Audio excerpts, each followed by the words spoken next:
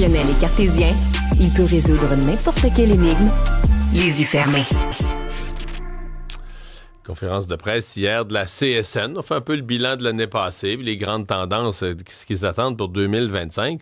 Conférence d'hier qui a tourné autour de l'idée qu'il y aurait une tendance anti-syndicale là, au gouvernement, dans les entreprises. Tendance anti-syndicale, des manœuvres là, pour contrer le droit fondamental qui est le droit de grève. La présidente de la CSN, Caroline Senneville, est avec nous. Madame Senneville, bonjour. Oui, bonjour. Mais avant de vous parler de ça, parce qu'il y a une nouvelle de dernière heure concernant la CSN qui vient de tomber sur les fils de presse. 13 000 employés de CPE, on parle de quoi, 400 CPE, qui vont être en grève la semaine prochaine? Ouais, ben s'il n'y a pas de résultat de négociation, effectivement. Il y avait une table de négociation hier qui n'a pas donné les résultats escomptés. Donc, je dirais, on a jusqu'au 24 janvier, 23 janvier, je pense, la date de grève, là, ouais. pour en arriver à une entente. Mm-hmm. Sinon, c'est une grève et c'est une journée qui pourra en annoncer d'autres? Ouais, ben le mandat que le syndicat a, c'est un maximum de 5 jours de grève à utiliser de façon qui sera le mieux, là, qui sera jugée le mieux au moment opportun. Donc, l'annonce qui a été faite, c'est pour la première de ces 5 journées-là. Ouais. Et qu'est-ce que vous voyez comme une tendance anti-syndicale? Parce qu'au contraire, on a l'impression que depuis 1 an et demi, 2 ans, on n'a jamais vu autant de grèves, on n'a jamais vu autant de conflits de travail. Dans certains cas, pardonnez-moi l'expression, mais qui semblent assez peu raisonnables, des gens qui ont déjà des conditions qu'on peut toujours vouloir améliorer, mais des conditions qui sont pas exécrables et qui sont avantageuses dans les ports ou ailleurs. On part en grève pareil. Est-ce qu'on est vraiment dans un univers antisyndical? Oui, ben d'abord, le fait qu'on soit obligé de faire la grève, puis je vais vous donner un exemple d'un endroit où on a fait beaucoup de grèves, nous, dans ces dernières années, c'est le transport scolaire.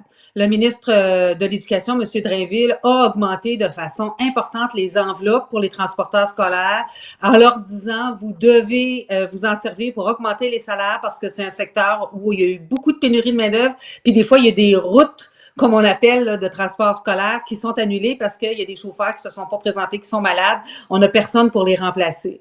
Ben, ce qu'on a vu, c'est des propriétaires d'entreprises augmenter leur salaire de 30%, qui faisait en sorte qu'un propriétaire d'entreprise scolaire, d'autobus scolaire gagne 2 fois plus que le premier ministre du Québec, c'est-à-dire un demi-million de dollars, et refuse d'augmenter le salaire de ses salariés. Ça, c'est des cas où on est allé en grève.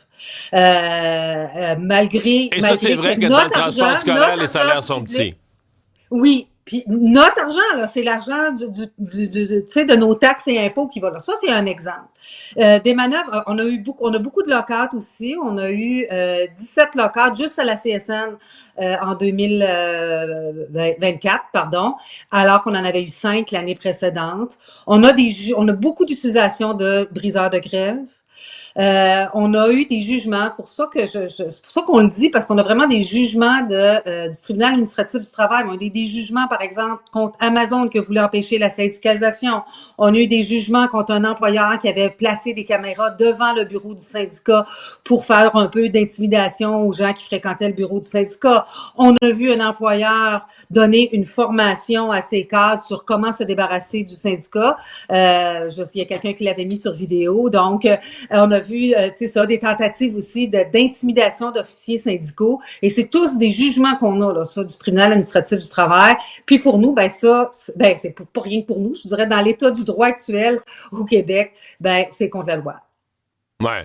Ouais, parce que vous dites que c'est antisyndical, le gouvernement est antisyndical, mais en fait, c'est que 50 ans pro-syndical font que toutes les lois sont de votre bord. Là. Toutes les lois protègent le syndicalisme de toutes les façons, font qu'au Québec, plus que n'importe où ailleurs, ailleurs en Amérique du Nord. Là. On est l'endroit le plus syndicalisé en Amérique du Nord, où les syndicats sont le plus protégés.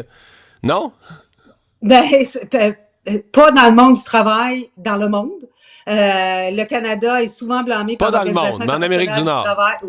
Oui. Puis, savez-vous quoi, M. Dumont? Quand la Deuxième Guerre mondiale s'est terminée, on a créé les Nations unies et on a fait ce qu'on appelle la Déclaration universelle des droits de l'homme. Et dans ça, il y a la liberté de s'associer, la liberté de former un syndicat. Alors, ça, c'est dans notre charte québécoise et canadienne. On a des jugements de la Cour suprême qui disent non seulement les syndicats ont le droit d'exister, mais ils ont le droit à une négociation de bonne foi et ils ont le droit d'exercer un rapport de force pour pouvoir aller chercher ce qu'il leur faut, ce qu'ils jugent nécessaire dans leurs termes de conditions de travail. Alors, c'est pas moi, c'est pas une vue de l'esprit, c'est l'état du droit. Les jugements de la Cour suprême disent dans une société libre et démocratique, ça, il faut vrai, que les droits syndicaux là-dessus, je vous l'accorde, le droit de grève, le droit de grève est au-dessus de tout, le droit de prendre la population en otage. Je veux dire, le droit du travail, de ce point de vue-là, puis les droits de la personne, notre Cour suprême est allée complètement d'un côté. Je vous le concède, vous avez gagné sur toute la ligne là-dessus aussi, là. Ben, je vous invite à vous présenter dans un parti ou à devenir juge en chef de la Cour suprême. Mais pour changer ça, nous, vous savez, on se fait blâmer quand on respecte pas la loi, puis là, on est en train de se faire blâmer parce qu'on la respecte. Mais c'est comme ça, tu sais. Comme on dit à latin, dura lex sed lex, c'est l'état du droit, et nous respectons l'état du droit. On vit dans un état de droit quand même encore. Avez-vous l'impression que 2025, parce qu'on a quand même eu des années là, importantes, puis bon, je sais que l'inflation crée ça. Là. Souvent, l'inflation gruge le pouvoir d'achat des employés, puis ça rend la prochaine négociation plus difficile, puis il y a toujours un peu plus de grève. Êtes-vous optimiste que 2025-2026, on puisse arriver à plus d'accords, plus de négociations réussies aux tables et moins de conflits de travail? Ah, c'est notre souhait le plus cher. Puis d'ailleurs, je vous dirais, ça varie entre 90 et 95%. Là. L'année passée, c'était peut-être plus proche de 90%, mais la très grande majorité des conventions collectives se règlent sans aucun conflit de travail.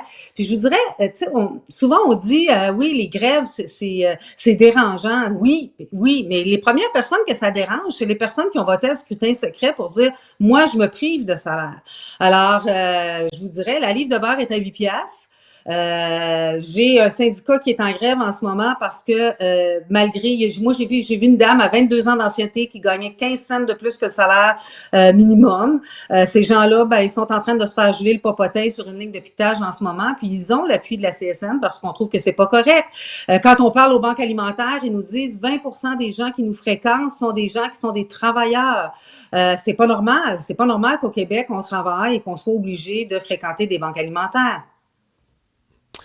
Caroline Senneville, merci d'avoir été avec nous. Bonne année 2025. Merci. Au revoir. À vous aussi.